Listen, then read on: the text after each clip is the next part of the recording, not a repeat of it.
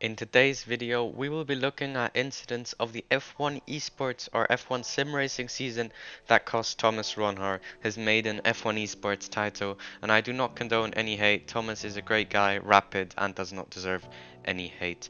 Heading into the first race at Australia then, it's the last lap. He goes for P2, a really reckless move, and he drops down to P7 or I think even P8 in the end.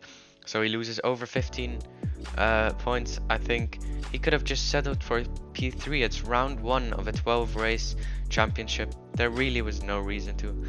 Events 1 and 2 were then clean until event 3 came. Now this is really the main chaos. That wasn't entirely his fault. He got a bit unlucky there with Berezne outbraking himself as well. But then again, Thomas already had damage from earlier in the race, so it didn't make that much of an impact. But it gifted Jarno 2 free positions, so it certainly didn't help. And it was another incident that didn't help Thomas at all. Just a bit greedy trying to defend, as you can see here. Berezne has to move to the right because he outbreaks himself, and then Thomas is a bit unlucky, but there's just no reason to break that early. He then goes for a reckless dive bomb on Freddy. This one I understand because it's a Red Bull 1-2, he kinda has to get past. But again, it's just not racing. Yes, the game allows it, but it's still not racing, therefore it was penalized by the steward with a 1 second penalty, which I don't quite understand. But then we head into Qatar. Now this is where it really turned. 2 races to go, he had a deficit to catch up. Interesting move there on Isma.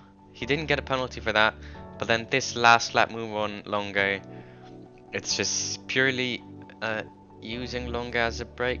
He did get a penalty for this, another 1 second penalty, so he lost the win, which I think is justified. It's just a bit unfortunate. And then of course we've got the last race. Tries to defend from Longa, fully misjudges his braking and turning, slams into the back of Otis Lawrence and gets himself wing damage on lap 8, and Opmir is 14th and he just has to win the race. And then of course, I don't think we need to talk about this. Marcel already said this perfectly.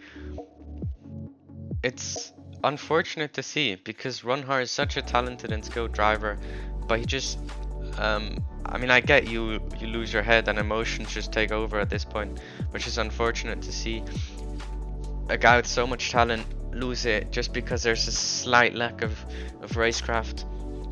But you know, that's what not rookies, well yes, rookies have to learn. He's not a rookie anymore, but still that's what he has to learn. Jarno's got a lot more experience, therefore I also think Jarno has won a very deserved championship. Ronhaar had insane pace, 3 or 4 poles in the last season, but Opmir has just been more consistent. The goal is minimizing mistakes. You don't need to win every race, you just need to get consistent points, and Ronhaar was a bit too greedy in some races, going for some optimistic moves, which eventually pretty much cost him the championship. And as I said, Ronhaar deserves absolutely no hate, and I hope you guys enjoyed this video, and until next time from me, it's take care and goodbye.